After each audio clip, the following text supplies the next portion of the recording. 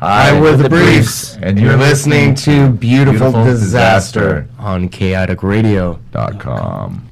And you're listening to A Beautiful Disaster on chaoticradio.com. We are live with Lonely Stars in studio. Dutchie. That's funny. DJ. You got a fucking camera pointing at me, and I'm thinking, and you're looking at me? And I go, fucking hell, my tits got bigger. And we have Lonely Stars live in studio about to perform my favorite cover that they do. And it's a cover. It's a cover. A cover of a cover. No, when you were playing earlier on, I noticed a lot of fucking 50s rock and roll in there. Especially, I think it was Del Shannon's Runaway in the background there. Yeah, in the background of that one. You know, yeah. So, am I right? You picked that up. Yeah, well, so, rockabilly music is 50s music. Yeah, for sure. When I was a kid, my uncle was in a 50s cover band, so I would go see his shows all the time, and I think that's kind of stuck with me for... Oh, you know what? We got a phone call. So before you play live, we're gonna talk on the phone real quick. Put it through to me, Mike. Hello. chaoticradio.com, what's up? Hey, not too much. How you guys doing? Doing great, man. How are you? Hey, it's Kevin. Hey, Cam, what's up? Oh, it's a slide. So it's Kevin. He's the steel guitar player from our band. Kevin, what's up, man? How you doing? Pretty good. Just finishing some practice. It seems to never end, but that was awesome. Awesome performance on Saturday, Kevin. Oh, thanks. Saturday. Oh yeah, now I remember that one. The dog hat. Yeah. No, we had fun. Don't admit you remember it, son. Don't ever admit it. Just go with the flow. You know what? I found out I liked what Cameron was writing and spinning, and so I thought I wanted to become a full-time member. I was kind of a part-timer before, but no, it's a fun band. I enjoy it. You've been playing with them for a while now, right? Well, sort of on and off for a couple of years. I've been in a number of other bands around, but... Why on and off? Don't you like them? Do you fucking... No, I do now. No, I found out that some of the bands... I do now. Leave Orange County. No, I don't know. You know, it was just this thing. As a steel guitar player, I just had to get used to a faster vibe. That was basically the whole thing. I mean, I was playing rockabilly and I had a professional Hawaiian band, oddly enough, for about 14 years. So it was just a different vibe, and it took me a while to get my head wrapped around playing faster. And it's because with the steel guitar, I mean, you can do a lot of finesse, but if you're playing loud and fast, it's hard to do that. But that's fine. I enjoy playing this style, and it's... Kevin makes us legit. Yeah, but I mean, steel guitar players are normally the most boring bastards in the world, right? It sounds really good. Pretty much. Except for this guy. Well, you know what? There is some truth in that. It's kind of like being a triangle player. I mean, you wait your time. Oh, wait, here's my spot. You play a couple of notes and you sit back. It's not unusual for steel guitar players in a lot of bands. Maybe they're, unlike a rhythm guitar player or something, they're only playing probably maybe 25% of the time of a song. Yeah. But it's a very specialized fucking sound, isn't it? Yeah, I mean, it's not like this sound. There's not that many bands in the world actually are going out there going, fuck, I need a new fucking steel guitar player. It's great that that we found him and that he's willing to play with us, really, because he's a great guy and great musician. He's a real musician. Yeah, not like the rest of us. I think it's a great addition to the band. He sounds really good. And he gives us something different that really makes us stand out against any of the other bands you're going to go see, because I mean, really, out of all the bands we play with, whether we're playing, we've said we play so many different shows, whether it's punk rock or rockabilly or country, we're the only guys that have a steel guitar player. It really does set us out. And now Kevin wants to get paid. Yeah, basically. So we're charging all shows now like $300 minimum. Good. No. Now I can't book you guys anymore. Sorry. Yeah, he'll settle for a beer or two. Guys. When you say that, there's not many bands with a steel guitar player. That's what brought me in. And I love the fact that, like you said, it ain't easy to fucking, you play fast shit, right? Steel guitar players don't play fast shit. They play fucking... Yeah. It's like shit, Speedy West type fast stuff. So how the fuck do you speed that up, or do you just like... It's not too much. I mean, some stuff's like pretty up tempo, but it's not really too much faster than traditional country western, kind of like like swing or something. Yeah, the only difference with us is we're it's a little more distorted and a little hard edge kind of stuff, but it's similar. It screams a little more. Yeah. But otherwise, it's straight up roots country rock and roll. Yeah, roots country rock and roll with. That's right. Yeah, punk rock. It's punk rock. It's punk rock. It's punk rock. Whatever show we're on. Well, you know what? It sort of makes sense. Everything morphs. I mean, in my book, punk rock sort of ended in 1981. And then there were different iterations of punk rock, and the same with rockabilly and everything else.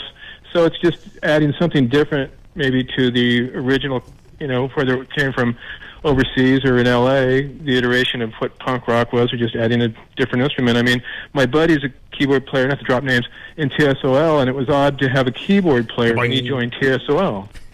It's funny, there's not many bands branch out that way. The Stranglers were one of my favorite punk bands of all time. Yeah. And Dave Greenfield, to me, and it's funny, we talk about this sometimes and we go, what was punk about? It was about playing 3 fucking chords. We hate bands like Yes and we hate bands like Pink Floyd, and then you go and see a Stranglers show and he's got fucking a stack of fucking keyboards, like five on each side, and he's playing like better than any fucking other keyboard player in the world. You go, now fuck off, it's the Stranglers, they're punk. The thing to me is like punk rock has always been about being different than everybody else. So in that category, we're the most fucking punk rock band. But you know what? It's so funny. Oh my god, I ranted. I had a big. That's true. That's no, true. it's not. Fuck it. Today was the first time I went, no, fuck that shit. I'm not going to have that one more time on my show. No one's going to tell me again. It's punk rock. It's attitude. It's we do what we want to do. Fuck off. Right? If you're going to play some fucking slimy fucking slow music and go, it's punk. Like Because Elvis we're Costello? doing yes. Dude, Elvis Costello is so because punk, though. I thought about that today. I thought it's not. Well, one of my favorite stories in that concept is Lee Ving. When he came from New York to L.A. before he got in Fear, he hated punk rock, and he was a professionally trained. He was like a cellist or something. He really knew what he was doing. That's but true. When he went to go see bands like at the Mask or Club 88 and all that, he wasn't blown away by the music. He was blown away by the crowd, by the excitement in there. So he said, "Fuck it, I'm gonna start a band. We're gonna call it Fear." And that's what he did. But he just loved the excitement. It does have to be fast. It does have to be exciting. It doesn't have to be fast, but. And yes, the attitude is a lot of it, right? But now we're past that. We're 40 fucking years later. Yeah. So when bands are now telling me we're punk because we do what we want. No, we all do what we fucking want. We learned that when we were fucking 15, right? You've got to bring something better to the table. But what is punk now? What does a new punk band bring? What does it fucking bring something? Bring something. Okay, I'm gonna jump in here again. Anytime you want. To me, like my music's always been punk rock, and that's kind of because that's where I've come from. I mean, the bands I grew up listening to are all, like I said, 80s hardcore from LA, and I got into the UK stuff a bit too, but not as much as like Black Flag or the Adolescents or Social D. And to me, like punk rock, really, it's the blues. So it's got to be like it's about being fucking pissed off. It's about being angry, and it's about wanting to make a change, and it's also about like needing to have some kind of a release. And it's like, why the hell do we do this, right? It's because we have to. Because if we didn't, we wouldn't get that release, and we'd probably be killing fuckers. There's a fucking drummer. There's a drummer on the phone. Angsty and angry. But seriously, but it is. It's like you've got like. Punk rock is about being pissed off, and that's kind of what sets it aside from everything else. It's the blues. The blues is about being pissed off. I mean, it's about being sad, but you're also fucking pissed off. There's a lot of music. We talk. Well, you know what? And it could also be pissed off at the existing music style, because I mean that's kind of what started punk. I mean, you had the hair metal and you had the glam, and they were just pissed off at that whole scene. So they weren't pissed off. I guess they were sort of angry. They were tired of it. I mean, so it doesn't have to be pissed off against society. I don't know what it means, but well, I think you're right. I think the American punk, the beginning of American punk and the beginning of British punk was two totally different things. Oh yeah. Right? I don't know what it started here, but I think the biggest thing in the UK was let's be anti-establishment. The music is boring to start with, but fuck everyone telling us what we're going to do. Yeah. And then you had the south of England, which was that way, and the north of England, which it was about politics up there, and then the whole thing kind of collided. But what is it now in 2017? If you're a fucking 15, 16-year-old and you're going to start a punk band, what's punk about it? It's going to be the same thing that it was when you were a kid, really. Yeah. Right? Yeah. I mean, Because a 15-year-old's got that mentality no matter what. Yeah. kind of And- thing. and- Yeah, no, you about- just tear yeah, the fucking guitar walls lessons. out. No matter what happens, like you're 15 years old, you're fucking pissed. I mean, the first. Oh, especially these days with what's going on, there's gonna be so much. Oh my God, it's gonna be You should great. see on my Thursday. Look what the Cat Dragon show. I ask for submissions. Oh my God, the songs I'm getting. the more restrictions, the more you get punk rock. That's what exactly. it is. And right The now, more there's you a lot of squeeze, the more you restrictions that are get. being put on it, so it's just gonna explode. Yeah. Yeah. I mean, it's that 15. The first punk band that like opened my head up was the Descendants. Like I heard, I'm Not a Loser. My buddy's car. And I was 16 years old, and that was exactly who I was. Like Yeah. exactly what I was pissed at. And that kind of sound like the Sex Pistols. Shortly thereafter, and that's about the most venomous fucking thing you can hear in your life. You still listen to it, and that kid is pissed off. That kid, that Johnny Rotten is 17-year-old Johnny Rotten. He's the most just violently pissed off kid you ever heard in your life. There's so Yeah. much venom in it. And It's there's, so there's much. so many pissed off kids now. Yeah, and it's just going to be, and that's what it is. Well, the more you know, one squeeze, thing the more too you is- get punk. Is I think is I don't know if there seems to be less punk rock bands nowadays, and it could be because when I was a kid, I'm old. I don't want to go how old I am, but when I was a kid, we didn't have any computers or anything. So if you got bored, you had a guitar. Other than that, I didn't play sports. I didn't know anything about sports. I'm a musician. I don't do sports. So I didn't. And maybe if I'd had a computer, I'd sit on my ass and be playing computer games. I wouldn't have got anywhere. So I don't know. Maybe some people that have that angst are fighting against the world in a computer game. And they're getting that They're blowing out. shit up. Some people get that out with music. But in my day, that was it. I don't know. Yeah. There's still millions and millions of kids who are picking up guitars. Yeah. And there's millions of kids kicking soccer balls, throwing footballs, hitting baseballs, and there's still a million fat bastards on the couch. Back then they were doing something else on the couch. Now we have video games. Now it's video. Yeah. We had video games when I was Yeah, but 10. with video Yeah, games Pong. now you can talk Exactly. to people and you can communicate with people. It's not like, it's not like Kong. Pong, Donkey yeah. Kong, Super Mario Brothers. All that stuff. Ah, What's the those tank? That Mario tank one? Brothers. Yeah, Ah, the tank one Mario was Pong, Brothers. right? But now you don't have to speaking leave of your which, house. Yep. Nothing They didn't pisses call- me off more than that Guitar Hero game. It's like, Uh, fuck, do you want to play guitar? Learn to love play that guitar. game. Don't play It's that. because they added the steel guitar portion and it really offended you. Leave that. Hey, fucking leave Steel that game Guitar alone. Hero. That's how I learned to play my bass, fucker. All right, sorry. In fact, I still use it in the background when we're playing. That's funny. That was my first band. What was? guitar, rock band. Yeah, it shows. Hey, look around you. Not much changed. I think what he's trying to say is that I'm like a hero to you. You are. All right, a I'll take it. hero. Thank you so much, man. Guitar Thank you so Hero. much. Hey, I bought your stuff. I I like appreciate it. it. Thank you so much, man. Hey, you're gonna play another? Let's kick him off the phone and play some more. Oh, hey, Like- Kevin, thanks for calling in, man. Hey, you Thank can you. you can call back when we're gone if you want. Yeah, call back in a few minutes. Long-time listener, first-time caller. Says, I love that.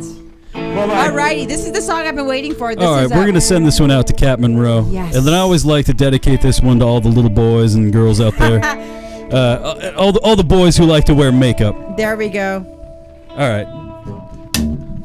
There's some gothabilly music for you. Yep. Woo!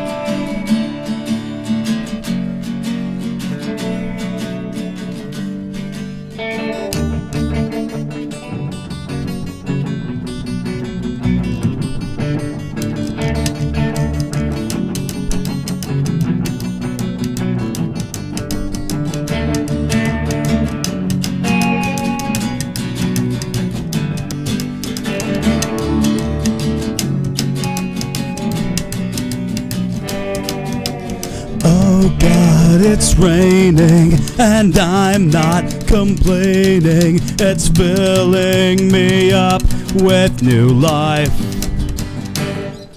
The stars in the sky bring tears to my eyes. They're guiding my way tonight.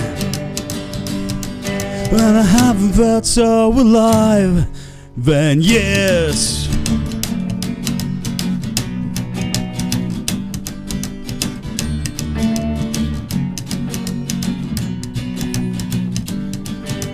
Just for a day, on a day like today, I'll get away from this constant debauchery.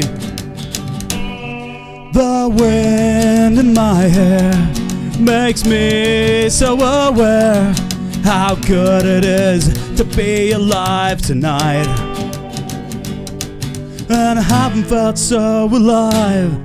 And yes, the moon shining in the sky, reminding me of so many other nights, but not like tonight.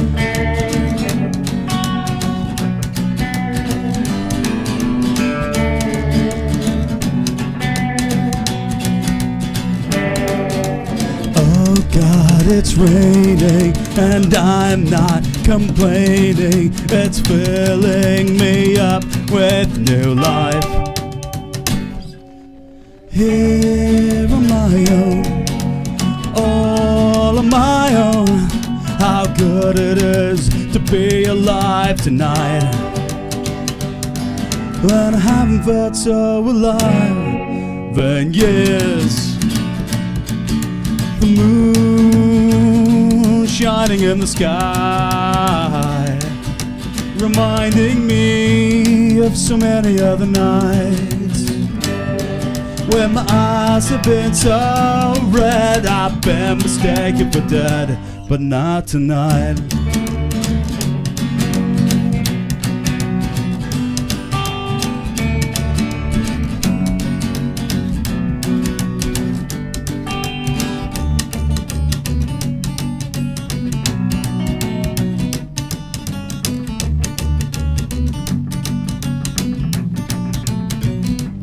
Not tonight, but not tonight, but not tonight,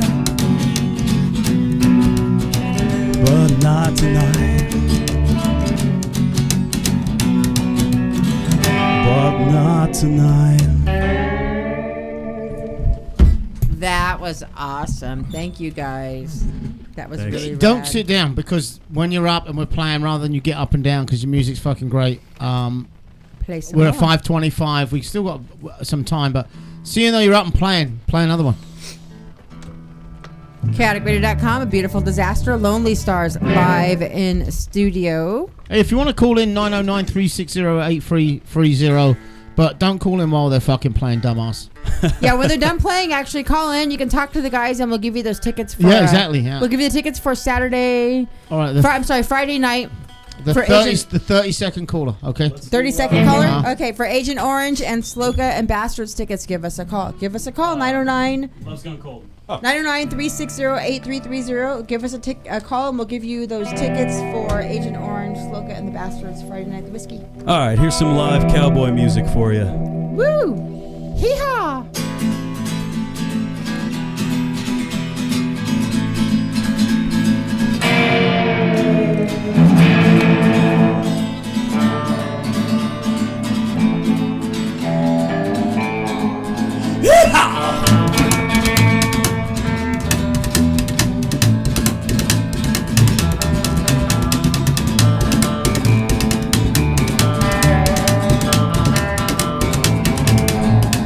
Where the days have gotten longer and the nights have grown so cold, I just sit here, ghost of a man without anybody to hold. I had me a beautiful woman, a woman who loved me so. Out of my head on a hot summer night, lost my head and I lost all control.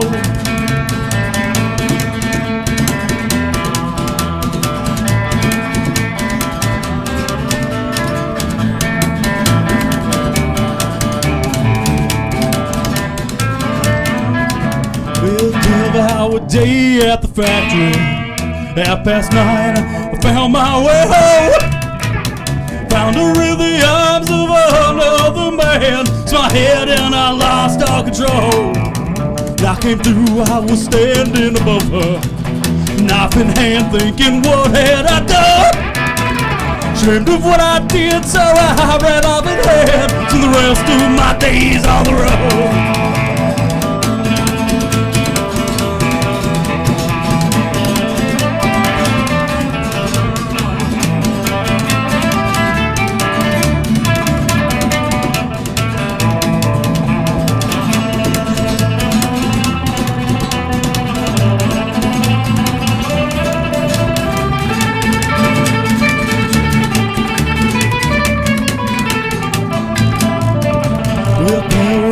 there in the garden, and I curse all the flowers that grow. Burn him alive and I burn down that house, so the rest of my days are the Lord. My guilt is my only companion. My pain consumes my soul. Ashamed of what I did, so I ran up and had my love like my heart has gold. My love like my heart has gold. My love like my heart has gold. That's badass. I saw Dutchie dancing. I saw you dancing, Dutchie. I liked it. Let me just say I liked it. You liked it? Yeah, it reminded me of playing with a band in a pub in the town in Aldershot where I was born and raised, which was an army town. So Saturday lunchtimes in those pubs were fucking crazy because it was all soldiers, right, on their days off, you know.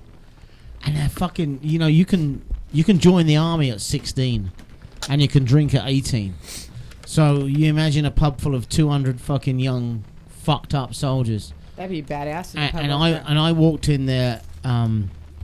I had a girlfriend, and it wasn't a girl I was dating, but I had dated her for like a very short time. But we stayed best fucking friends, and she's like, "You got to come up and fucking see this pub and see this band." And it was almost a one-man band.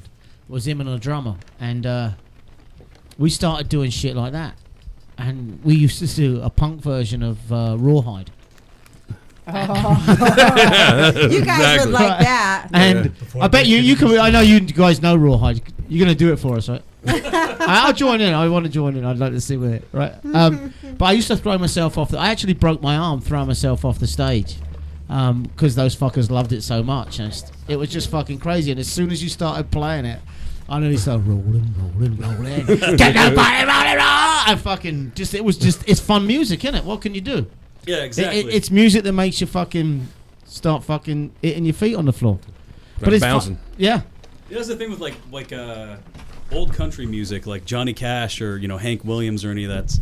It's so rudimentary, right? Like the beat that they play, and you hear it and you can't help but just dance along to it, right? Like, No, you can't. Yeah, and that's kind of like what we try to go for. I mean, it's such a weird mix, but I mean, it's like we're punks, right? We grew up punk rockers, but we also really dig Johnny Cash and Hank Williams. I didn't understand why Johnny Cash was so involved with punk music. As far as like, he wasn't involved with punk music. Don't get me wrong. Like when I would play, especially when all these different fucking radio stations evolved on phones, where you played your favorite band and then they would play music like it, and that.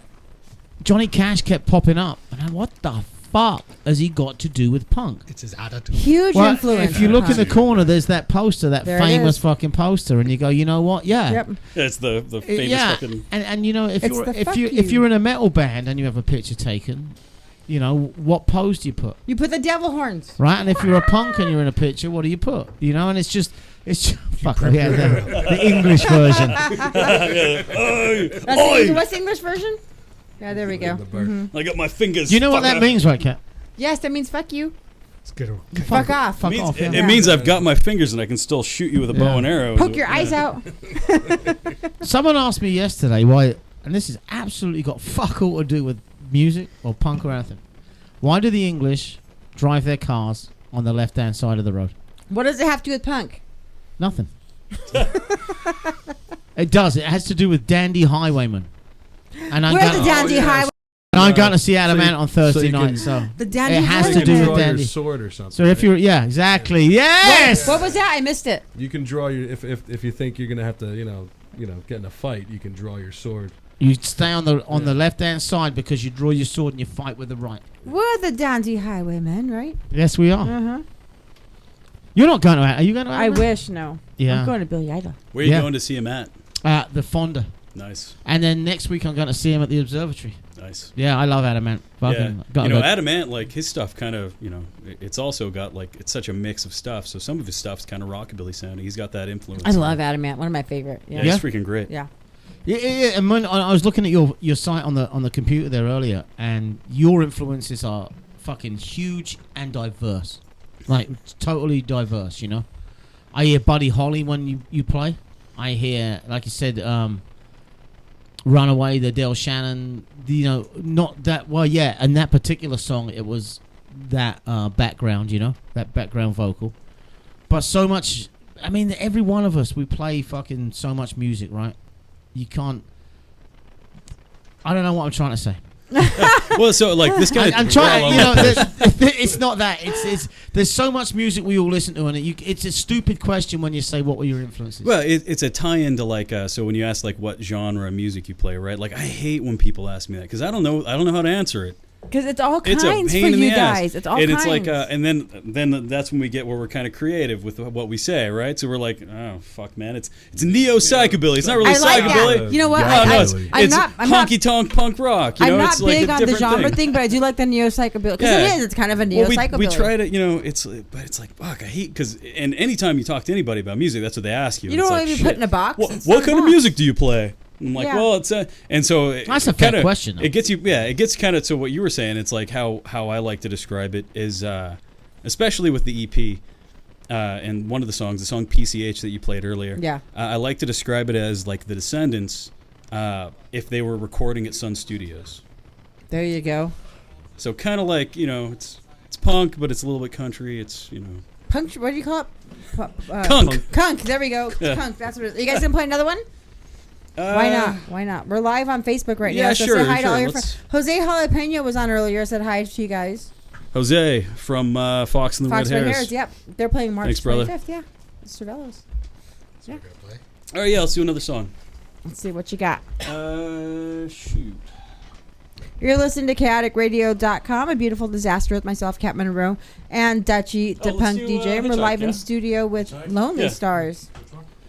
All right, this is a song for all the IE folks out there. It's kind of a desert song. So this one's called Hitchhike to Hell, and it's for all you. Why is it for the IE? Well, you know, it's about being out in the desert. Hitchhiking in the desert, that's kind of dangerous these days.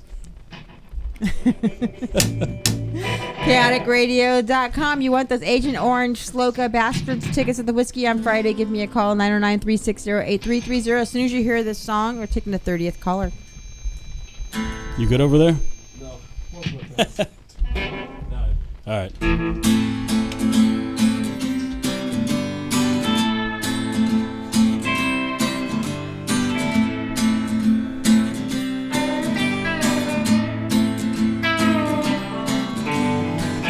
Picked her up on the side of the road, in the trash where my flower grows. She looked so lost, like she had no home. So come on, baby, and away we go. Summer song gonna make you sweat. Ride it hard till you're good and wet. No remorse and no regret. Bring a fire burn when we meet. Come on, baby, take a ride. Come on, baby, take a ride. Step aside, take a ride with me. Hitchhike to hell.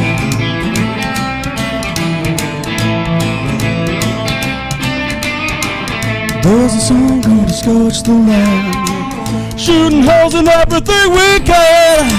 Setting fire to the promised land. Little girl, don't you understand? We gotta set fire to the land. Setting fire to the promised land. Come on, baby, take a ride. Come on, baby, take a ride, step aside, take a ride with me. Hitchhike to hell.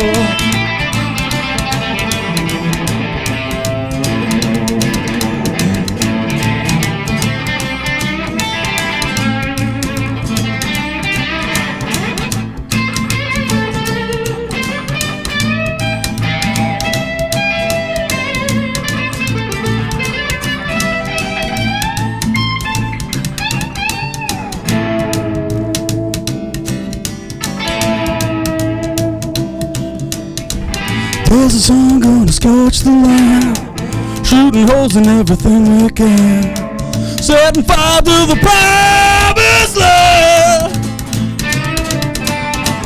Little girl, don't you understand? We gotta set fire to the land, setting fire to the promised land. Come on, baby, take a ride. Come on, baby, take a ride, step aside, take a ride with me. Hitchhike to hell.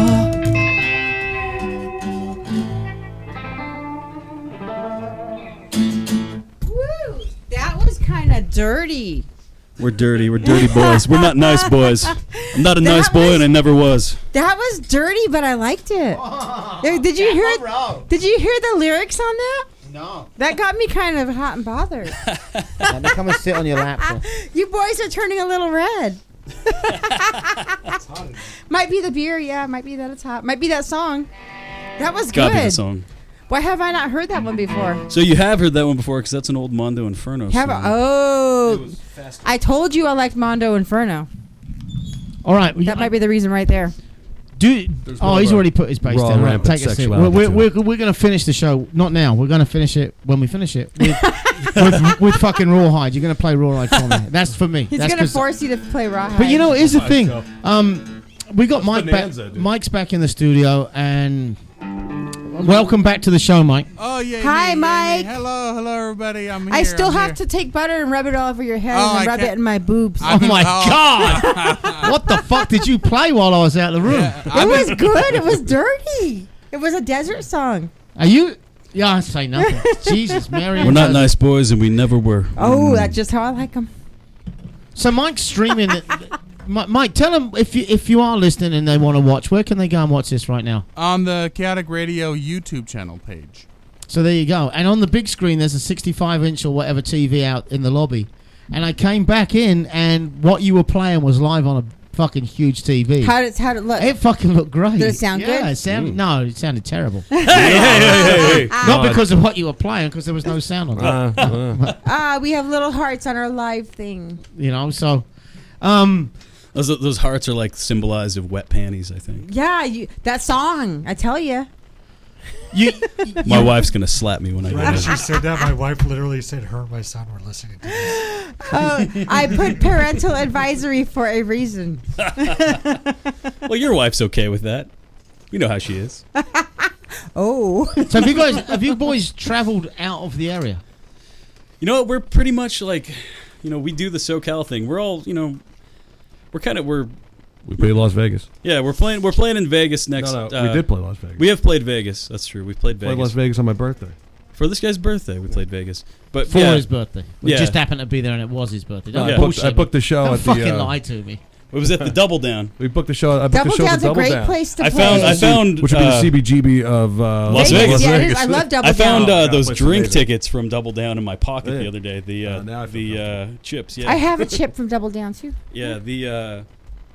Mostly we're working musicians, but we're guys that have jobs and lives, Right. and we can't really tour or anything like that. I mean, we'd like to, and I think eventually we'll try to do little mini tours. I But spent my 20s in a stinking van with stinking men playing stinking shows in stinking bars. It'd take quite a bit to get me back out. yeah, exactly. Speaking of other bands, okay, so you said you were in another band as well.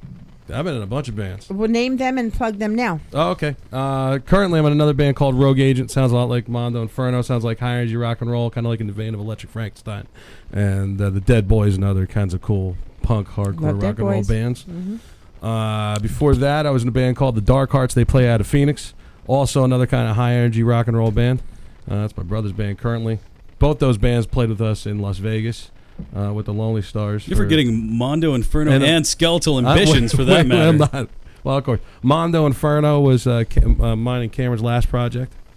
How the fuck do you play so many bands? At Not the same time. Now, well, actually, right now I'm doing two, and we were doing Mondo Inferno. No, we were doing Skeletal Ambitions, and Mondo Inferno. So where does this band want to go though?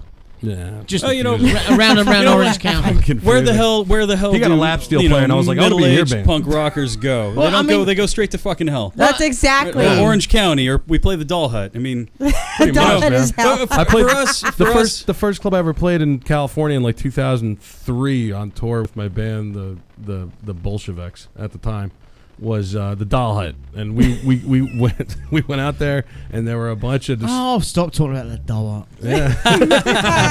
Hey, man, it's a historic place. It's a What did historic you place. do to these guys to make them talk about the dollar so much? Not a You don't damn wanna know, you thing. don't That's wanna all there. The, Save the Doll Hut. do you fuckers still play backyard parties? We You know, played we the would- fucking yeah. foxhole, man. yeah, we played. So Katz booked our buddy. The thing is, like, us I being got in- an empty backyard, Cat. Yeah, hey, I know you do. Fuck. Fucking We'll hell. do. We Dude. played We'll be there. Riverside We'll to be there. 13,000 spiders. Yes.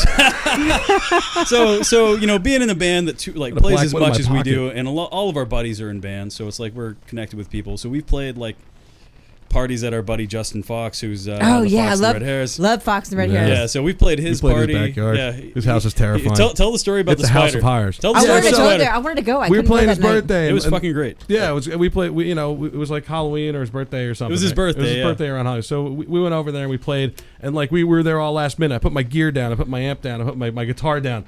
I look right next to it. There's a gigantic black widow, huge, just like on right. Like a shiny little black ball. Like a giant shiny Yeah, I've black seen ball, those like that. sitting like on the right next to my gig bag where my amp. But we're playing the set like right there, like while the widows are watching, right? So we get through it, and then so the party goes on and we're drinking and stuff. Later on, people start playing music, and I sit behind the drums. I start playing drums for a while, and then I get up and go about my day. I'm driving on my way home. I get a call, and I pick it up, and there's a smeared giant black leggy blob on my phone, which means like somewhere on the line, probably when I was playing the drums, one of those little fuckers crawled in my pocket. At least it didn't crawl. Yeah. At least it didn't crawl down your ass crack. That would have been worse. I went home and raided my Killed the entire spider. rig, my bag, everything, my car, everything. It was like, because there were a lot, because that place is legitimately terrifying. I mean, there's like, it's like the lawn like was never mowed. There was like just like grass like 14 feet high. There could be bodies in there. You have no idea. There are bodies Bitten in by there. black There are definitely widows and bodies in there. rattlesnakes. And I mean, it's like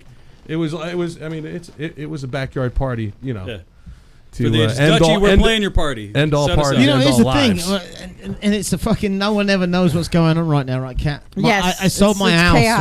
right, and 2 weeks ago it was sold, and they were moving in, and I was moving out. Actually, no, I'd already fucking moved out, and the day the money was going in the bank, they pulled out.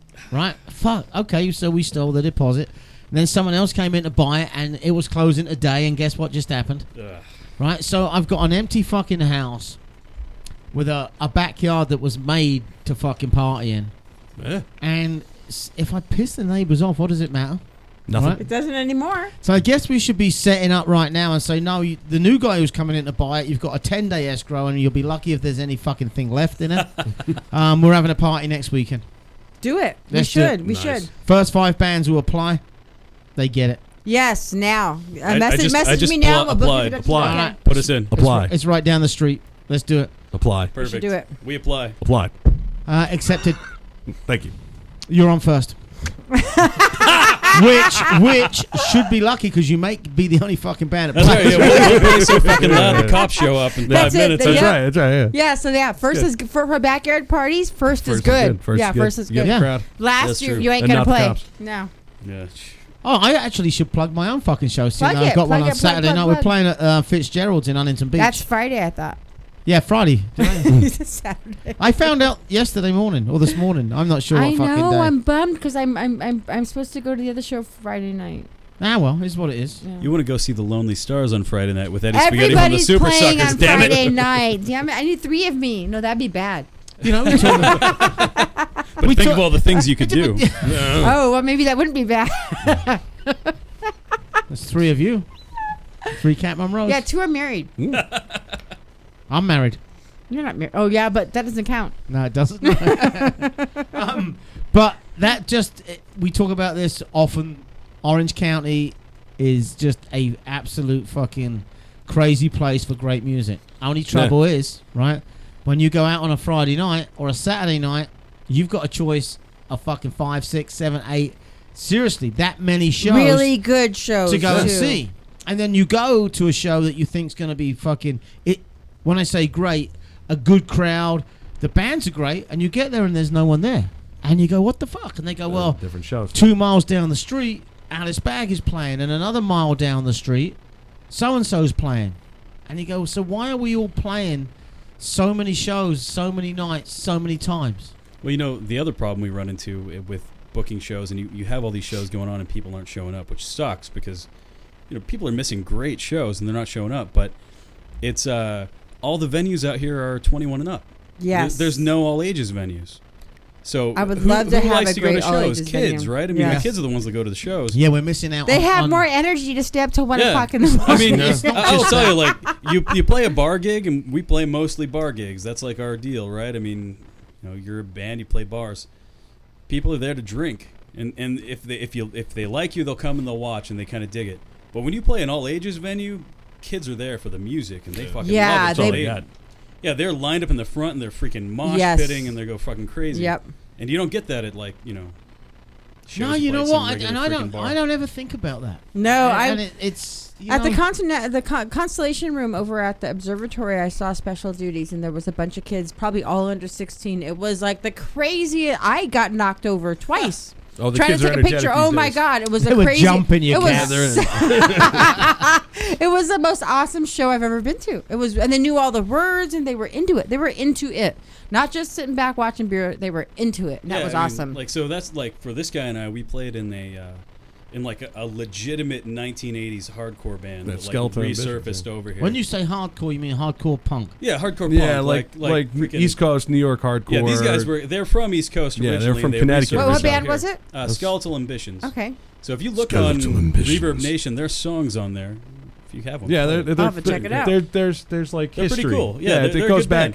band. They were. If you go back and look up, what's the name of the bar? The Shit, I don't. They were playing with like Anthrax. And yeah, all these, it's like that crossover hardcore era, like the 1988 to 90-ish, where like if Yeah. you look, it's like there's flyers for like it's like the Bad Brains, Agnostic Front, and then like on the bottom it's Skeletal like Ambitions, Skeletal yeah. Ambitions, like on the bottom. And it's- so we were it's doing legit. that here for a while, and you know, And we hooked we'd up play with the these bass player, shows yeah. that suck. Like we'd play some shows that were just shit, and it's like at a bar show, and then we got the opportunity to play with TSOL at an all ages gig, and the kids just went fucking nuts. It was the craziest thing. Like they were like mosh pitting and just fucking going crazy. I like did a somersault off the stage into the crowd.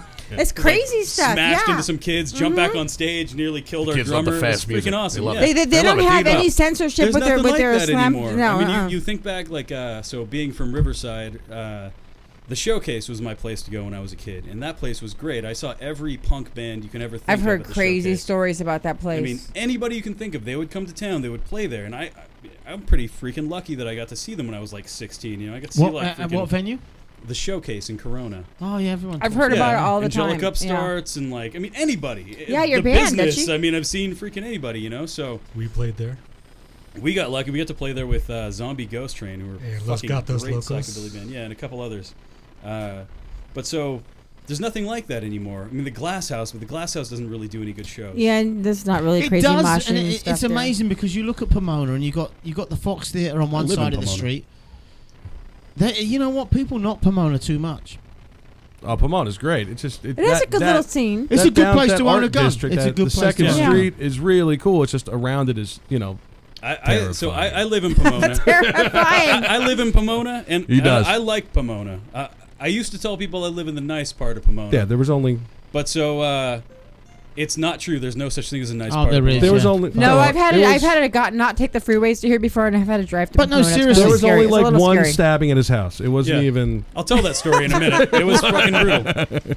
It was on Christmas. When It you was look not- at when you look at the Fox Theatre and they fucking renovated that place, it's fucking great. And it's beautiful. And it's beautiful. freaking great. It's a great sound. It's a great place to go. You go downtown. How come they only have fucking 6 decent shows a year? You got the Glass House that the does the people same running it. shit. You know, you got idiots running a fucking unbelievably great fucking place that could have serious. I don't care what kind of music. But So- every fucking weekend they should have a Friday night show and a Saturday night. It should be like They the would kill fucking it if they whiskey. did. It should be They like would the kill fucking it. downtown LA and So Hollywood. When I was a kid, growing up in freaking Norco, the closest thing to me was, I mean, other than the Showcase, which, like I said, I love, was the Glass House. And every now and then they'd have a punk rock show, so we'd drive out there. Like I think I wrecked my first car trying to go see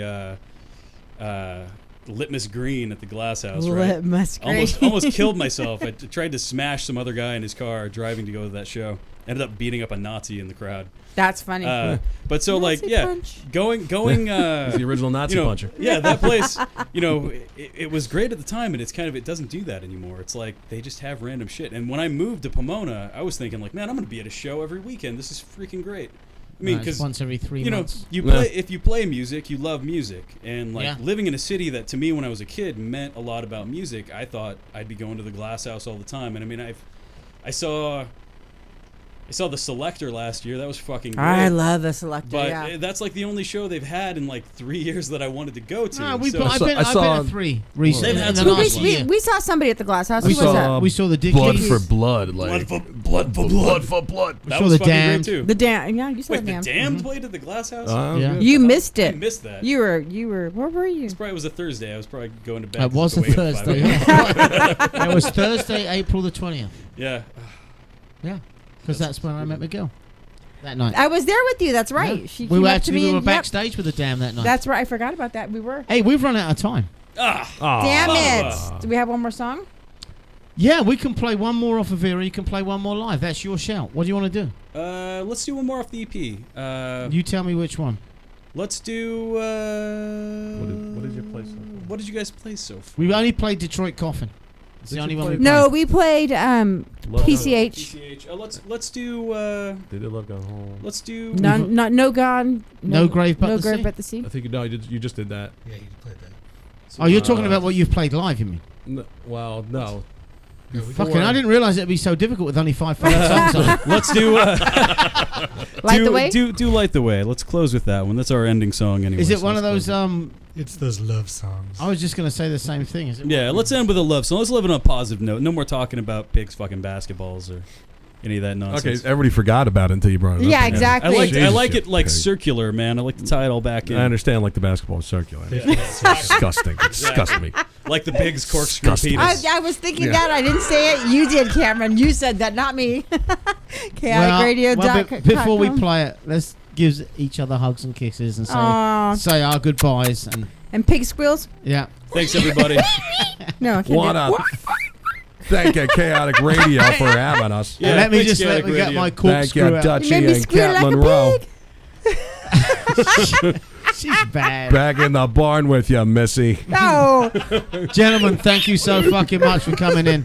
Appreciate Sure it. got a pretty mouth. Hey, call in for those tickets. 909-360-8330. Mike will get them to you. Yeah, otherwise we'll be given away on your Thursday show Exactly. or my Friday show Yep. or whatever. Gentlemen, thank you again. Appreciate it. Thank you. Next week, we got Easter live in studio. Listen in. You were listening to The Lonely Stars. CakeRadio.com. Beautiful Disaster. Cat Monroe. Dutchie. Love ya. Love See you ya. too.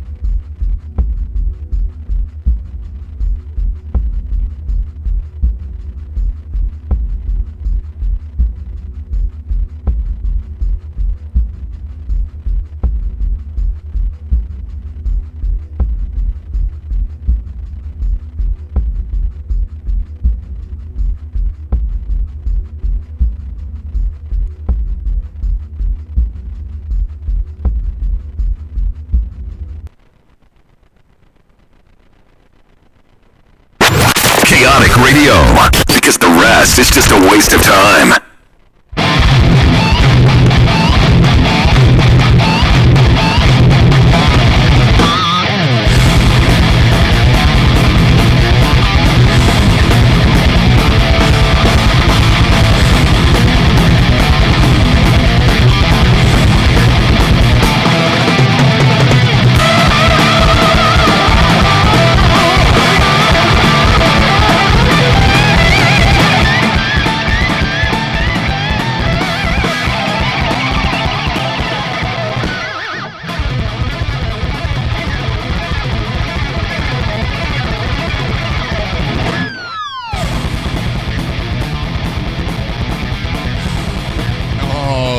What a way to get the night started. Welcome to the fastest show on the internet. If it has a motor and goes fast, you know we're going to cover it. Every Tuesday night, 6 p.m. to 7 p.m. only on chaoticradio.com. This is the one and only Chaotic Motorsports Show with yours truly, Chappie, and my co-host, The Axe, Willie Axton. What's up? Back at it. Here we go. What's our number? Number 2, week 2. 909-360-8330, but it is week 2, so technically he's right. He's having trouble with the new number, folks, and if you're having trouble with the new number, here it is one more time, 909-360-8330 to call in and talk motorsports. That's the only number you need to call for the next hour and every day 24/7 here at chaoticradio.com. Tonight, talking F1, IndyCar, NHRA, the National Hot Rod Association invades Pomona for the 57th Winter Nationals this weekend. NASCAR, of course, and the local scene. We always cover the local scene. Anything you want covered here at chaoticradio.com, Chaotic Motorsports, make sure you call us up, and we'll interview that driver or cover that sport. And basically whatever else you guys want to talk about and hit on in the world of motorsports. Tonight's guest, we're just going to tease you a little bit, but he's the host of Score and Off-Road Nights and much, much more. Our first X Games medalist on the show tonight, so there's another clue. The Axe, I know you're itching. We didn't give you enough time last week. We got F1 news, NASCAR, 24 hours of Daytona. Take it away. It's your mic. Well, for Formula One, I want to go into Pascal Wehrlein, the Race of Champions. I don't know if you saw that, but he had a pretty nasty crash in his Polaris Slingshot, which is that three-wheeled car that he drives there. Yeah, explain to everybody what that race was and what that is. I did see the crash, but most people don't know what that Polaris Slingshot is, so explain that first. So basically the race was like for, Alexander Rossi was there. It's called the Race of Champions. All these big racers come out and just race there, and it's kind of for fun, like everyone's out there, but it's a competition too between all those guys. It's not really for points or anything like that, but it's just pretty much for fun and for competition. But the Polaris Slingshot has one wheel in the back, two wheels up front. It's a three-wheeled car, and so, or motorcycle as you could call it, either one. And he was just coming out of the last corner, and I believe he was racing Sebastian Vettel, and he just lost control, hit the center divider, and then that just sent him tumbling from there, and he took a nasty crash into the turn 1. So big names of the sport of F1 Huge and names. open wheel are entered in this race. Is this yeah. a big thing every year? Every year, yeah. Alexander Rossi was there, Sebastian Vettel was there, Pascal Wehrlein, who is now with Sauber with Marcus Ericsson. So that's going to be really interesting to see. I'm gonna call them tricycles. I think these guys are racing tricycles. Tricycles has two wheel in the back, one wheel up front. So it's a reverse tricycle. Okay, but a tricycle. Tricycle's a tricycle. Is 3. It doesn't matter what order those things are. True. But everybody's okay. Are we cool on the crash? Is he going to be all right? Well, Sauber said, a lot of speculations were just rumors like, oh, is he going to make it for preseason testing? Is he going to make it for this? A lot of people saying no. A lot of people saying yeah. Sauber released a comment saying he's still going through, observations with the medical teams, and he's still, recovering a little bit. But they're saying he probably should be fine, but they're going to let us know later in the week, later in the incoming months. So we're going to see if he'll probably be fine. The way it sounds from Sauber, there doesn't seem to be much urgency, but, they're keeping it kind of a secret, but they just want to make sure before they say something. Well, and number one, making sure the driver's okay, the safety and health, first of all. But second of all, that's going to come into play the contracts of these drivers. So if you're under contract with Haas, I don't know if you're allowed to go race tricycles on the weekends in the off-season. Are you, Willie? I mean, hey, you could if you want. Sauber obviously, said go for it, so he went for it. He did it. Unfortunately, I mean, no team, when you're going to do something for fun, thinks like, oh, hey, you're going to get in a huge crash and it's going to jeopardize, you being here for us. No one thinks that, but, it could happen. such as Sergio Perez racing at the Supernats, I'm Right. pretty sure he went to Force India and was like, hey, is it all right if I do this? And they weren't thinking like, oh, you're going to get in a huge wreck and hurt yourself, and he didn't. So, I mean, it was good. He's back in the F1 car, and he'll be back there February 26th is the start of the preseason testing. So he'll be back there, but Verline probably will too. I'm not worried about him. And when's our first F1 race of the year? When do we get it? Because they tend to get it started a little bit later in the year than most everybody else. So we have it in Australia, Melbourne, March 26th. Not till March. So Yeah. Into March. So March we can 26th. talk about this for a while. Yeah, March 26th. So it'll be a while. I'm looking forward to it. I cannot wait. It's going to be fun. Well, you're always fired up for your F1, and we covered it last week, but for those of you just returning to Chaotic Motorsports on chaoticradio.com, the Axe, Willie Axon, he's a shifter kart driver, a member of the USA Junior Olympic Volleyball team out of Costa Mesa. He joined the show a year and a half ago and was a contributor to F1 and was just so damn good. We just had to give him more airtime. And let's face it, folks, he gives you the scoop you're not going to get if you just Google it. We really do have our correspondents on this show dig for the information. Let's face it, nowadays anybody could Google something. That's true. We're going to try to give you the late breaking news. And myself being an announcer, I go to these different events and can actually talk to these drivers, crew chiefs, team owners, and actually give the scoop before it's even a PR release. So listen to the show, and we promise to give you some breaking news before you hear it anywhere else. Before I forget, who's your pick for Melbourne, Australia? First race. In F1? F1. I can't go Nico, right? Obviously not. And I'm not going to go with Pretty Boy with the earrings that doesn't know how to parallel park in Monaco. That would be Lewis Hamilton. After a night at the clubs. And I know you're going to take my other guy, Vettel, who I've been taking since we've been doing this show. So I'm going to go with the kid, the phenom, the boy wonder, Max Verstappen. Wow.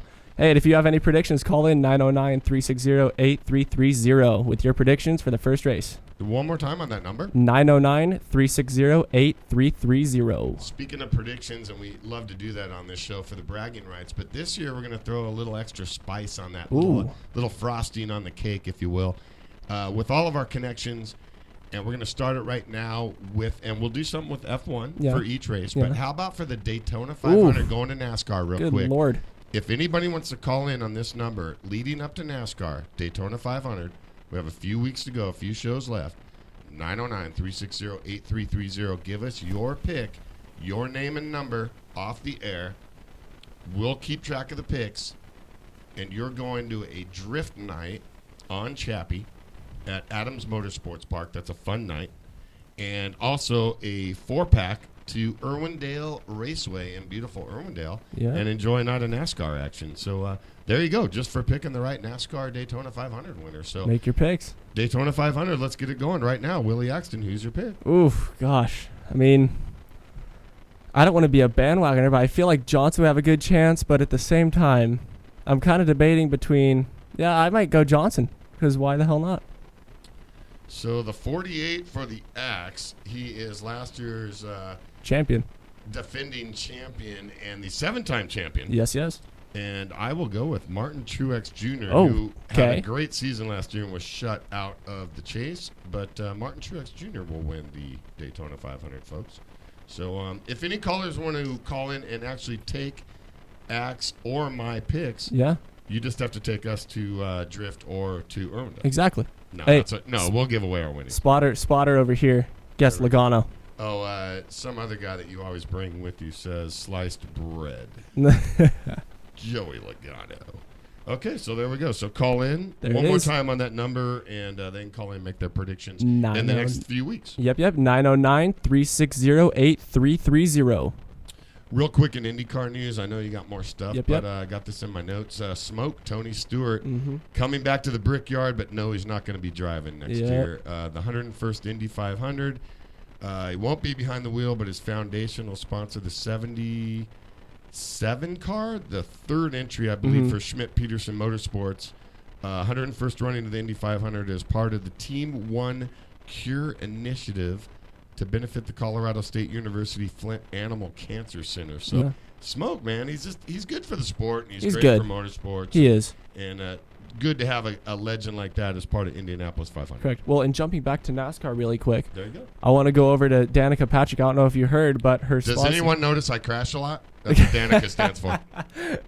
I'm telling you this right now. Her sponsor, we talked about this, when we were last on the air, left her, that natural grain sponsor, those little fig bars, as Blaine used to call them. So they left her, and apparently Stuart Haas is pushing to sue him. So wow, big sponsors case. leave her faster than Tiger Woods. Yeah. I think she'd get sponsored by like Pick Apart or like a body shop. Oh, a damn. paint and body shop. That's Robert, just ruthless. Robert Early, you have a paint and body shop, like an Earl Scheib type deal. That's just I mean, ruthless. she's in a crash every lap. You, hey, you that's need to be sponsored by that's, Pick Apart. Well, that's pretty true. Sorry, Danica, but not really. Win a race and then we'll get talk. some respect on this show. Yeah. Go back to open wheel. You almost won the Indy 500 that year. Right.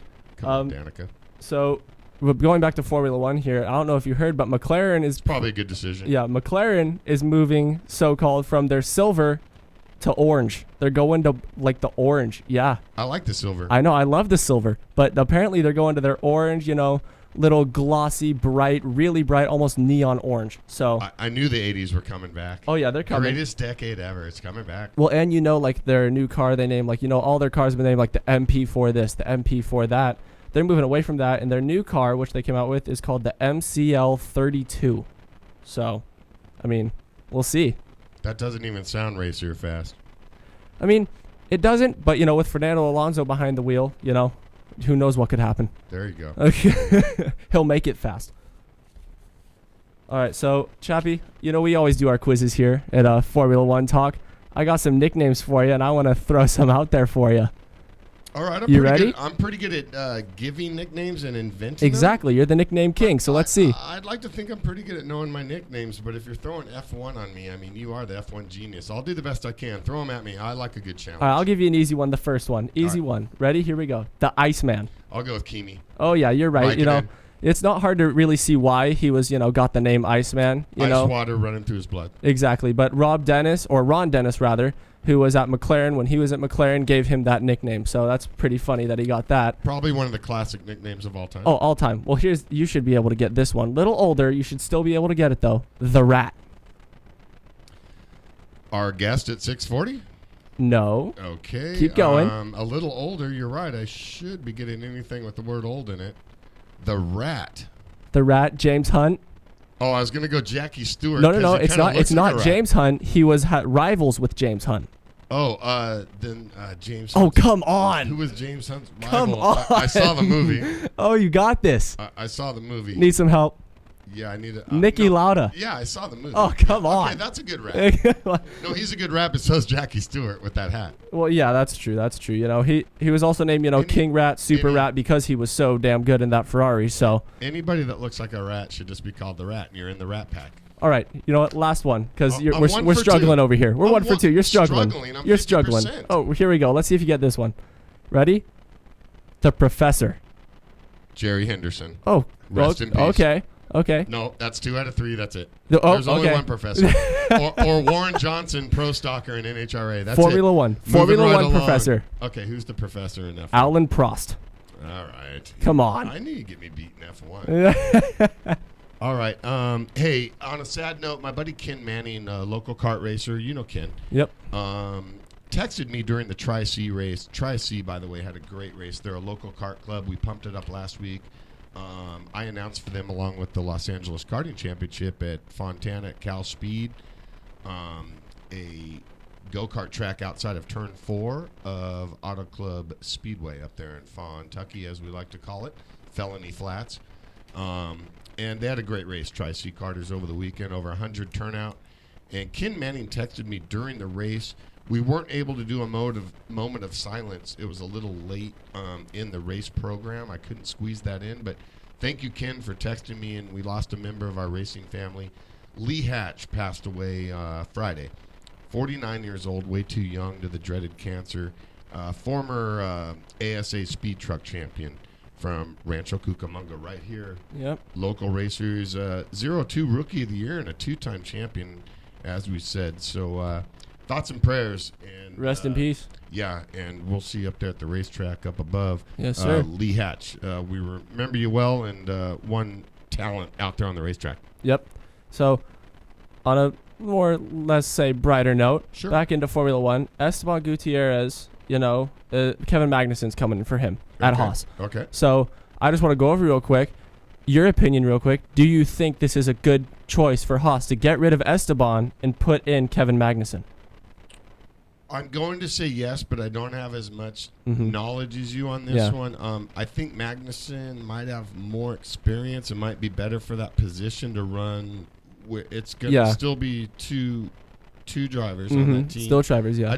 It sounds like a better mix, and the Hulk's been in it for a while. Mhm. So Well, and the thing that I kind of looked at is that I looked at all the points and stuff that Haas got, and Roman Grosjean got all of Haas's points. Esteban never got any points for Haas. right. So I thought he got a few, but nothing. no, he got Okay. nothing. It was all Grosjean. Some so good finishes. It yeah, was good all finishes, Grosjean. but yeah, it was all Grosjean for the points anyway. 21 points in total. Talking F1 with Willie Axton, the Axe, and Chappie on chaoticradio.com. Chaotic Motorsports, if you're just tuning in, and we're talking F1. Yep. And so what I was saying is that when you put in a guy like Kevin Magnussen in for Esteban Gutierrez, I think the experience level, in a sense, is somewhat of equality because they've both been in the F1 car. They both know what's up. They both know what's going on. So I think the experience level is the same. But just the fact that Haas saw that Esteban wasn't really working as well, so they said why not? Let's give it a go. It couldn't hurt. You can't score 0 points when you've already scored 0 points. It's a no harm situation, no harm, no foul. So just give it a go. I think it's a move in the right direction. Any word, any scoop on where Gutierrez goes? No scoop on where Gutierrez goes. He's said to be kind of a free agent right now.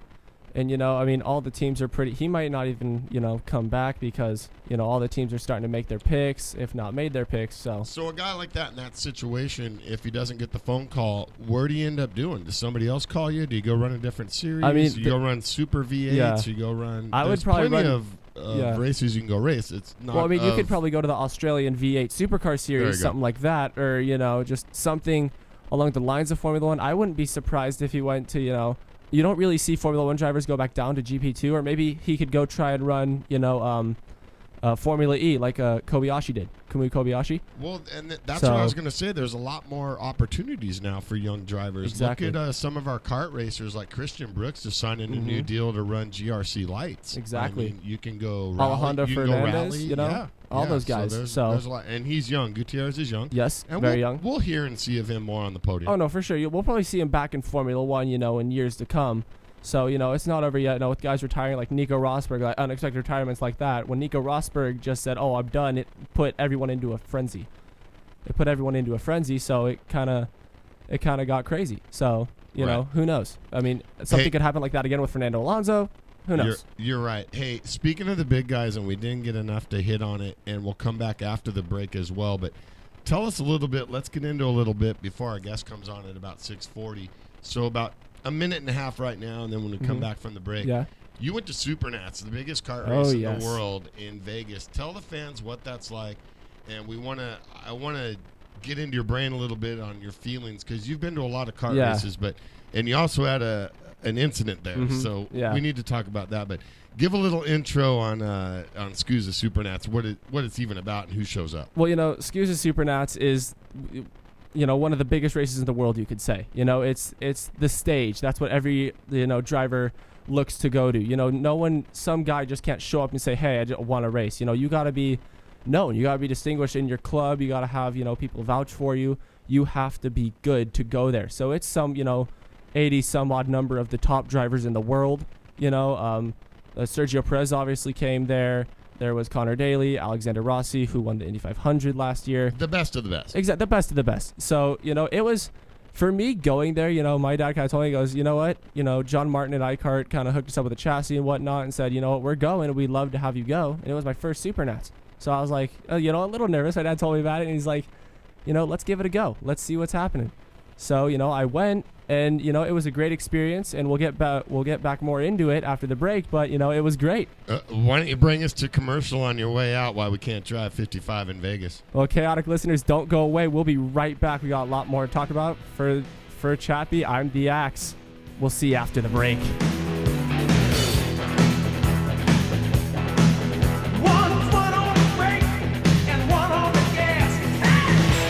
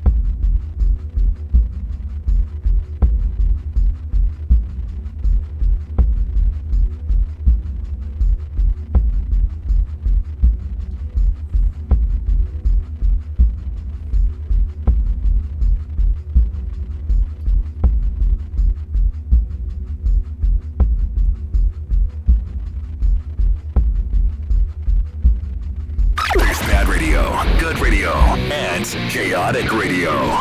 In that order.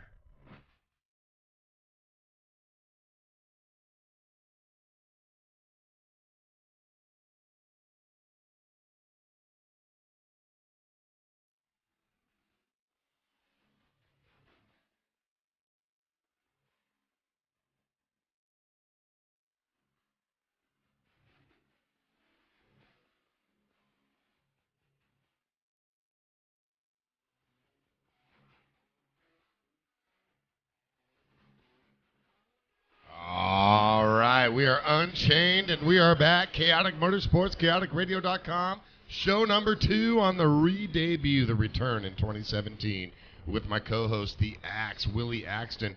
We were talking about Las Vegas going to the break, but we have breaking news. We told you our correspondents were always on it for Chaotic Motorsports, and we have breaking news. The Axe, go right into it. Take the mic. What do we got? Well, F1. Breaking news regarding F1. Longtime McLaren team manager Dave Redding is to leave his job, working outfit, for the new job at Formula One squad at Williams. So he's leaving McLaren, going to Williams, and this just in as of couple minutes ago actually. So we got it right when it came out. So huge team news, major factor with major teams in F1. Yeah. Wow, you heard it here first from the Axe, F1 correspondent.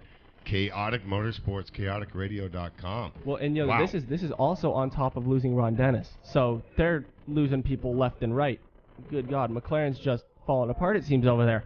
Is there more to read to this than what we're being told or what we know in the public? That when you lose that many big names, there could be something going on internally. I mean, as of right now, it's all rumors pretty much, but there's nothing really regarding anything bad happening. So it seems like he's just leaving just for a better job. Unhappiness maybe. So we'll see. I mean, it's interesting, but we'll see that unfold. We'll be back next week. Wow, I thought everybody was unhappy at their job except me. I just thought that was a normal thing, except for my deal. I got a good deal going right now. Oh man, I still can't believe how much money they pay me to come do this show. Mike, you got my check for tonight, right? Thanks, buddy. He doesn't have his headset on, but he loves motorsports, and if he has any questions about drag racing this weekend at the Winter Nationals. Oh yeah, the 57th, and I'm going to throw in my predictions real quick. How can you not take Antron in Top Fuel? He's just a beast. But watch out for the ladies. Papa John's, Leah Pritchett, and the Papa John's, she'll deliver. Just went record time in testing. They're testing out in Arizona, and I believe also at the testing out in Bradenton, Florida at the track. And also Monster Energy, Brittany Force. Yeah. So watch out for the ladies. They've really been coming on strong in NHRA. In Funny Car, I got to go with my boy Ron Capps. Finally won his first championship last year. Yes, Napa Know-How. And John Force, Brute Force, 17-time champ, 16, yeah, about 17-time that. champ. 17, I'm pretty sure. My calculator doesn't go up that high. He's got the Proc back. He's got the Proc rocket. Jimmy Proc is back from the hated one, DSR, Don Schumacher Racing. So he's got his crew chief back. Watch out for Force to be a force in 2017. And in Pro Stock, I mean, Jason Line and Greg Anderson, the Summit team cars were so tough last year, but there's a lot of up-and-comers. But watch out for Erica Enders, another lady. She's switching back to Chevy. Yeah. So if you guys aren't doing anything this weekend, I will not be there, and we're going to need some scoop. And if you guys are there, please call in next week and give me some NHRA scoop out at Pomona this Thursday through Sunday. And Friday's a great day to go because you get 2 rounds of qualifying.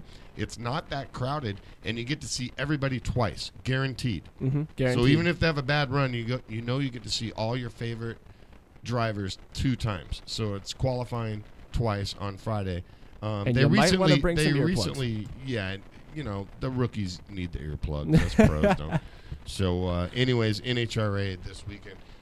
Waiting for our guest to call in. He's coming any minute, and it looks like it might be him right now. This is going to be pretty cool. I know you studied this guy a little bit. Longtime buddy of mine out at this magical place at the Colorado River named Aha Quinn.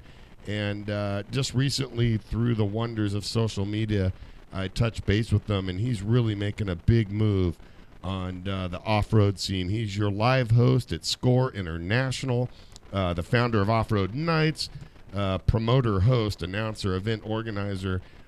He's got a lot of tricks up his sleeve. He's also at X Games. I believe our first X Games guest we've had on the show. a double gold medalist, and so much more. We're going to fill you in on him. Ladies and gentlemen, the man, the one and only Rat Salt. Rat, what's up, buddy? To hear from you. One more time, buddy. I was late on the mute button there. Rookie mistake, but Rat Salt. No worries. We heard you on Wait, let me hit replay. Rewind. Chappie, what's happening, buddy? Long time no talk. What's going on? That was perfect. It's good to have a real professional on the air. Hey, man, I appreciate you taking the time. We tried to get you on the show last year, but we have such busy schedules. We appreciate you coming on tonight, man. Let's just start it off with what do you do? Tell the Kaotic Nation what you do. They probably most of them have probably heard you down there at the Lucas Oil Off Road or Score or any of that stuff, along there with your buddy Dave Arnold and all that. Yeah, just some good things going on. We're gearing up for the San Felipe 250 coming up at the end of March. That's big things. We got for the Score, those of you that follow all the off-road, the whole Score series. This year is going to be our 50th anniversary, so super stoked on that. So a lot of big things. I'm working with Score, Roger, Norman, the whole crew. We're really taking things to the next level on that side of things. So excited to that. I do the live hosting. We do the live show, as we talked about before, and you could watch that. You could get our app on the Score app or score-international.com. And, yeah, off-road nights like you talked about, you got to come out this year. It's August 5th. It's a Temecula Promenade. Last year we just blew it up, over 150 vendors. We had Robbie Gordon drifting his trophy truck around the live band, jamming. This is the mall parking lot, Chappie. You know how we do it. We've been going to the river forever. We party. I bring some really good off-road events, and that one's coming up August 5th. So, yeah, some big things this year. Yeah, I remember seeing the footage on that last year. I was out of town, unfortunately, and that's the tough thing. I'd love to come do some even just to come hang out with you and jump on the mic, not even a paying gig, and just make it better for the fans. And that's what you do, and that's a lot of what we do. And one of the things, growing up with you, I wasn't really in your clique at the river. I had my slow-ass XR75 silver gas tank, and you probably had one of them XR80s. But you were one of the legends out there at the river. And that's what announcers do. Our job is, like the great Larry Huffman told me, the original announcer of Supercross, your job is the two E's, energize them and educate them. And you do a great job at that with Score. I've checked out some of your YouTube and stuff. And tell me, is that like your dream job? You got to be having a blast down there doing that. You go down to Baja, you go all over the place.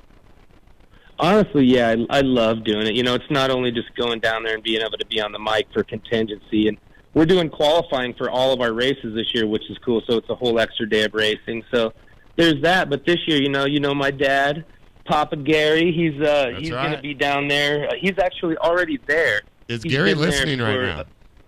Yeah, I don't know. I couldn't get a hold. I actually was going to call and tell him because he's got a big clique down there at Pete's Camp. Hey, we'll podcast it for him. We'll podcast it for him. Yeah, exactly. We'll hook him up. But he's down there in Mexico waiting for me, so I got to go down a little early, going to do some pre-running. So it's pretty much the whole lifestyle. So, yeah, my dream job is, with all the racing I've done, the off-road racing, that's the one thing. I don't get a race, not at least in the Score series, so it makes it pretty rough on that side of things. But I love pumping everybody else up. It's a fun time. Right, and I know that's in your blood because that's why I was so shocked when I found you on Facebook a few years back, that you were this deep in the announcing thing and so far forward. I'm like, man, I thought I was probably the only guy from Aha Quinn that ended up behind a microphone because all these guys ended up being drivers. Look what Aha Quinn produces. We got sand drag world record holders, boat drags, Rat Salt, X Games. We haven't even got into that yet. And you're behind the mic. And I know you got to be itching to go racing. So let's get into that. Do you go enter any races? And is your racing career, are you totally retired, or do you still go get dirty a little bit behind the wheel? Oh, no, I'm never going to retire. Come on, man. Still charging. No, actually, a partner of mine I've raced with for years, Joe Holler, he may be listening, just built a brand new, just bad to the bone 12 car, all the newest stuff. So hopefully you get to race some more races or a couple of snore races or something throughout the year in my time in between. And still been racing, even since I think we talked, doing the X Games, did that stuff, but I actually raced for Kawasaki, I soloed the 1,000 in 2009, and a Class 2 car got second place. So still sticking with it, still trying to at least race a couple times a year. But I love, like you know, it's like you said, we hooked up on social media. It's so cool to see all the stuff. You've kind of always been into it. I knew that with the skiing and that, and great to see you taking it to the next level.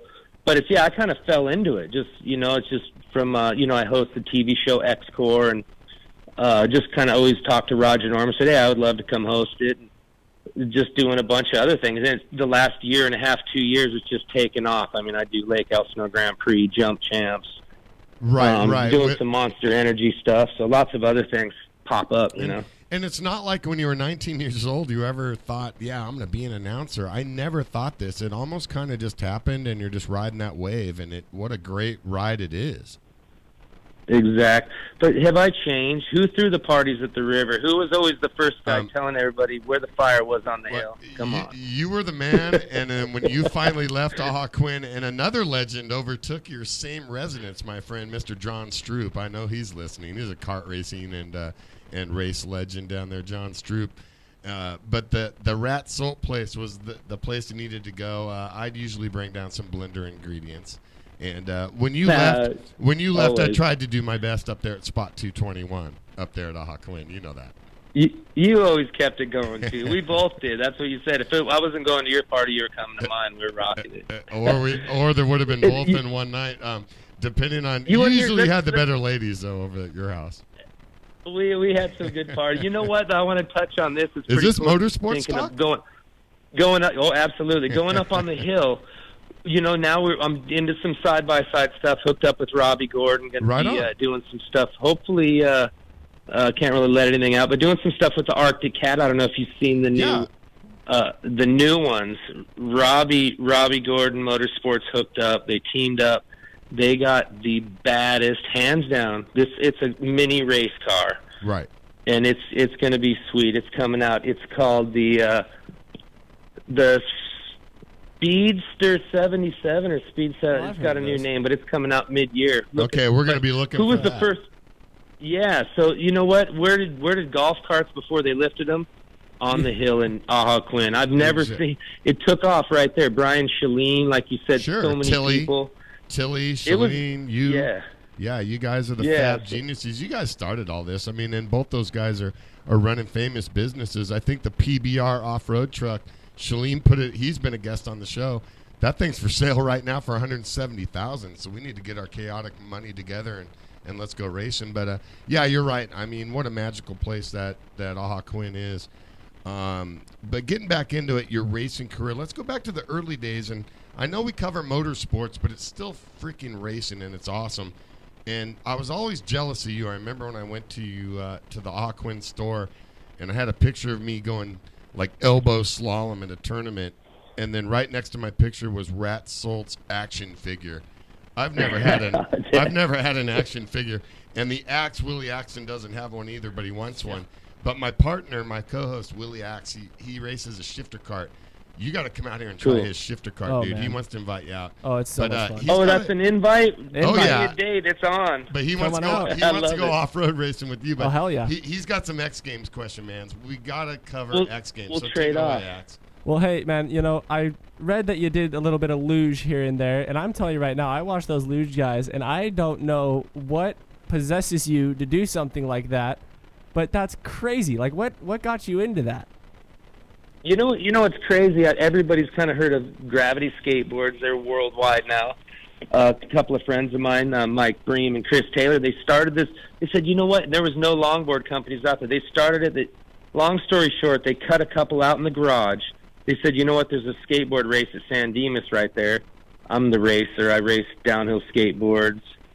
This is before the skateboards. Downhill mountain bikes. And they said, hey, we want to go check out this race. I said, give me one. I put on my off-road helmet, went and scared myself to death on a couple hills. I said, I'm your guy. And that was it. We took my box van. I took to all the races, so we were all legit, put some gravity stickers on there, and that was it. The first time I went, I borrowed a street luge, and a few races later, we heard the X Games was coming up and qualified for that. But it was kind of just got, and you know what, my dad actually, and a chap, you know, my old man Gary, he's a drag racer, skydiver, maniac, the first action sports guy. He kind of pushed me one of the into coolest it. dads ever. Yeah, he goes, this X Games, and nobody knew what it was. You know, they're like, what is this thing? You know, It was he's all like, you brand know what, new. we got It to was all get you brand one of new. these. Yeah, so we built one and went and qualified, and it just kind of took off and traveled the world, was able to, you know, for a handful of years, go all over and meet some great people and make some good memories. So I'm just super blessed, super lucky, and to be able to pull that off. But it was just kind of luck. It just kind of just handed itself to me, and I just happened to be on the basement floor of the new generation because they've been doing it. Roger Hickey, those guys. Yeah, but when you look back, when you see X Games now every year, you got to be proud and look back at that and go, I was one of the pioneers. You were the trailblazer. Yeah, it's crazy. Actually, is what I think about is how I can get into it with more motorsports. Robbie Gordon a couple of years ago had the Stadium Super Trucks. I announced that, and I want to get in something. And I'm not done. So yeah, I definitely love when I see it. I miss it. But I don't really think about that. I'm actually more of just forging on. Right. I just don't feel like I'm done. I don't know. So I feel like my biggest accomplishments are yet to come. And I think that's a good way to live life. Yeah, I think that's good advice for anybody. And whether you want to be an announcer, a racer, a janitor, a trash can collector, whatever. I mean, be the best at what you're going to do and have a passion for it, right? That's your message. Yeah. But yeah, that pretty much. You know, it's weird. Like a lot of people, they just kind of quit doing what they love doing. I recently got a new mountain bike. I got the Stoke back. I'm like, any free second, I'm trying to go ride. It's like, I think that's what you need in your life. I think, you know, young people that are listening or anybody that feels like, you know what, God, he did all this cool stuff. You know why I did all that cool stuff? Because I basically just got up off my ass and I went and did it and made it happen. And when you go do those things, it's just the best. Even going for, you know, you don't have to do the X Games, but even getting a mountain bike, going for a ride, you got to push yourself to it. But once you do it, you're doing cool things. And you know what, no matter Rat? what it is, you got to have things to look forward to. You know what, Rat? That's a great point. And if there's any young kids, male or female, listening right now, there's a lot of stuff you can do. And like Rat just said, you don't have to go be an X Games champion, but damn it, get off the couch and you can always play video games. And Willie, you're a younger kid. Oh yeah. You know, tell these kids like what Rat just said. I mean, get out there and go do things. There's a lot of stuff you can do and getting fit and have a lot of good fun and meet a lot of good people doing it. You know, Rat said it perfectly. Just get off the couch. Go do something. You want to go do something, make it happen. You know, it's not going to come and show up on your doorstep. Go out and get it. Don't sit on the couch and be like, oh, hey, that's going to come to me. Because nothing ever comes to you in life. That's just how it is. So go out and get it. Get what you want. And everyththing's so available to us, Exactly. no matter what it is. Whether if you want to do the video production or you want to go ride mountain bikes, you can go up. Mike Metzger, I don't know if you guys know, you should get a hold of him. He's got his new shop up there, Metzger Mountain Bikes. He tunes mountain bikes. He rents them. You can go up there for a small fee. He'll take you up and you can go ride. And I mean, there's just so many options to go out and do these action sports, these fun things. So look into it. You know, the Google's out there. If you're looking into something, say, how could I get into? And you know what? Look me up. Look me up on Instagram, Rat Salt. If you have any questions, I'll point you in the right direction. Doesn't matter who you are or what you're looking for. And you're a real approachable guy. If anybody's at the races, they can pretty much come up to you unless you're busy interviewing Robbie Gordon or somebody. I mean, you're going to talk to them and steer them in the right direction, answer questions. If I'm a dad coming up with my little girl, 12 years old, and want to get involved in racing, you're going to steer me in the right direction, right? Absolutely. I love doing that. You know, I don't know if it's called mentoring or I don't want to call myself that, but I love pointing people in the right direction. Doesn't matter if they're kids or older. Everybody's always looking for something. A lot of people get bored in life. There's so many opportunities to do so many cool things. Kayaking, you can go down and rent kayaks. You can go out on the beach. Just so many fun things that are out of your realm that is just right at your fingertips with the internet these days. So don't be bored. Don't be a humdrum person that sits at home on the couch and watches other people have fun. Just go out and do it, you know, to the best of your ability. I'm not saying you got to do the crazy stuff, but you know, you can go ride with people if you have to. And find something you like. It doesn't have to be motorsports, but that's a great message. We didn't plan on going that route, but that's a great route to go and a good message. We're talking to Rat Salt. He's the host of Score International, founder Off-Road Nights. He's a double X Games gold medalist. Competed in the Winter X Games. He's got a pretty long resume. Getting a little personal on the personal side, what do you do when you just don't want to interview anybody and don't want to talk on the mic and don't want to be at the racetrack to go chill? Do you just go riding the mountain bike, go for a walk on the beach, go surfing? What do you like to do? Hobbies? That's it, mountain bike. That's my newest love. But yeah, just mountain bike. And it's weird when you're out and you're traveling, as you know, you're going and doing all this stuff. It's cool to just be in my shop right here at my house, right out in the garage. If I'm not riding something, I want to be tuning it. I got a new dirt bike, so I've been trying to do that. A good Ride for Life. A little shout out to those guys coming up mid-August. RideForLife.com. You can check out their poker run at Akatia. Okay. Getting a bunch of us going out to that. But yeah, just getting people together, going and riding, doing anything I can, skating, whatever it is to get away from everybody, but just go out and do my fun things. Do you find yourself, I know I've seen you just walking the pits doing your thing at Lucas Oil Off-Road. It was great to run into you down there last year at the end of the season. Do you find yourself, do you have a favorite form of motorsports? Do you have a favorite driver of all time, no matter what type of motorsports? I ask all my guests this. For me, I'm an off-road guy, and I prefer off-road. I recently drove sprint cars.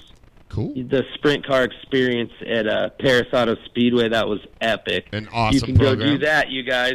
Yeah, Paris. It's sprintcardrivingexperience.com. You could check that out. Definitely. Went and drove it. A few hundred bucks, 20 laps, Chappie.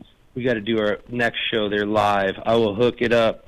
It is bad to the bone, but off-roading, I'll tell you what, anything Willie, off-road. I'll tell you what, Willie and I are in on that, and I'm also working with my buddy Frank Baldozier and Corey Cruzman, and I'll match you with that, and we'll go up to Ventura. Rock and roll. I'm down. do it. And my You got another favorite driver. driver, I love it. All right, my so favorite driver. continue. There's nobody that is just more of just stone cold badass. You never know. He's always in the hunt. Short course off road. Rob Mack, the Rockstar Makita driver. He races the Lucas Oil Series. He races Score, the Rob Mint, Mack. and he's Oh, always yeah. on top. He just won his third in a row. I mean, he's been around longer than anybody. Won more off-road races in the Premier Series. He just recently, in November, won his third consecutive Baja 1000, which is, I mean, that's legendary. No one's ever done that. How in a many row, people? so. How many people have probably raced 20 of those and haven't finished? I mean, 3 wins. I mean, Rob Exactly. Mack. I thought you were going to say Robbie Gordon, but you can't go wrong with that choice. Right. Hey, and on the other side, short course. Sure. Short course, if you know that, he races Pro 2 and Pro 4, and he had the last couple-year championship. Barely lost out this last year. So, yeah, pretty crazy what that guy's accomplished, and still charging. Yeah, we've had DeBerti on the show and a couple of the newcomers that are making their way up the ranks. And I know locally, Rancho Cucamonga, Southern California, we definitely here at Kaotic Motorsports will follow you guys, follow Score, follow Lucas. Dave Arnold's called the show, Ralph Shaheen. So Larry Huffman, Supermouth. And now you join. Oh, yeah. You join the great ranks of great racers and great announcers that have called this show. And take a few minutes to thank all the people that help you out and sponsors before I let you go, buddy. And we got to sign off. You know what? Just sponsors-wise, I mean, just people that kind of help me out. I'm working closely with a few people, but yeah, basically, just thank you, man. You're my main guy. Nobody really I need to thank besides you. Thanks for blowing me up. Thanks for having me on your show. And tell everybody. Yeah, Monster Energy. Yeah, tell everybody where they can find you and where to look for Rat Salt in the future in 2017. Yeah, in 2017, I'm going to be doing some good things. Once again, the Score. You can check out score-international.com. We're going to be working our way up a 4-race series. Our second year, we're going to be racing in Rosarito for the Desert Challenge. Pretty cool short course, but we start lines right on the beach in front of Papa's and Beer. So some big things coming out of Score. I would say that's your number one thing to check out for me. And off-road nights, we're going bigger than ever. We're having They're never going to let me come back to the mall. I promise you guys. I'm going to blow it up. We're going to light things on fire. We're going to burn more rubber. Can we come down? The band's going to be louder. More vendors. And all of you guys listening are all going to be there. So do we have the invite? It's August 5th. We're going to combine. Yeah. We're going to combine Kaotic Motorsports Nation with Off Road Nights. And can we come down? Do we have the official invite right now on the air? You're in. You're officially in. So there you go, folks. Let's make it happen. It's going to be big. You guys check it out. Off Road Nights on Facebook, Instagram. Like the page, check it out. We got some other crazy things going on, but it's just the whole dirt lifestyle scene and what off-roading of any type is all about. Everybody will be there. So looking forward to seeing the Kaotic crew in the house, dude. We're going to blow it up. We finally made it happen. It'll be our first deal. I want you there. You're in. I'm glad you called in. I'm glad we finally made the time and had the time in our busy schedules to pull this off. The Axe appreciates you coming on, and I know you got a busy schedule, fabbing and hosting and event organizing and all that. But thanks for taking the time, and I know I'm going to see you behind the microphone or at least at the racetrack. And let's definitely work together. Me, you, and Dave Arnold could kill an off-road show. Yeah, we are working close with Dave Arnold. Shout out to him. So. Yeah, well, let's talk soon, man. Appreciate having me on your show. Stoked. And we'll talk soon. And you're in Off-Road Nights, and I imagine since you asked, I don't have to pay you, so we're in. August 5th, and we are not on the payroll, and I don't have to pay you for tonight's guest appearance. Thanks, Rat. You are the man. Rat, sold everybody. More than one way. All right. Thanks, Rat. We'll see you, buddy. Awesome, you guys. Thanks again. Cheers. Yep. Well, Rat sold. What a guy. That was good, man. That was really good. Can you tell he was an announcer, host, promoter? You know, just a little bit. When you shut Chappie up, you know you're good. Yeah. So, anyways, that's pretty cool, man. That'd be pretty cool to stare up at your fireplace and see an X Games gold medal. Not one, but two. Hell yeah, dude. That'd be great. That'd pretty be fun. Cool. So, what else? You got anything to wrap it up? Well, you know, I just want to go to the karting calendar real quick. You know, Tri-C was last weekend with 1 minute. 1 minute to go in the period. Sorry, I was talking in the internet. So, you know, Tri-C had their race last weekend, and they had great race. 40-plus L206s in their class. Yes, and I interviewed Ricky Bobby. Matt Johnson at the end. That piss excellence. Every morning he pisses excellent. Matt Johnson. One of my favorite kart drivers. You know, and Pro Kart is at Button Willow this weekend, and then the LAKC opener, which I will be racing in with my buddy Slaughter Fahodko, is next weekend at California Speedway. So come out to that. Can I trust you to handle the Pro Kart update? I'm not really affiliated with them. I need some Pro Kart update. I got you. Yeah, I got you. I don't even think they have announcing there. You ought to go try to get that job. I tried for 10 years. Well, there is one thing. Do you want to take us out? Nothing's for free. I'll tell you what, folks. We're second show back. We're still working out the bugs. If there's something you don't like, give us a call. If there's something you do like, give us a call, and we'll keep doing it. We're working on the great interviews in the future. And I'll tell you what, it's chaoticradio.com, Chaotic Motorsports, every Tuesday night, 6 p.m. to 7 p.m. with the Axe and Chappie. And listen to all the shows on chaoticradio.com. And we are the fastest show on the internet. Remember, nothing's free. We'll see you next week. No ass, no gas, no grass.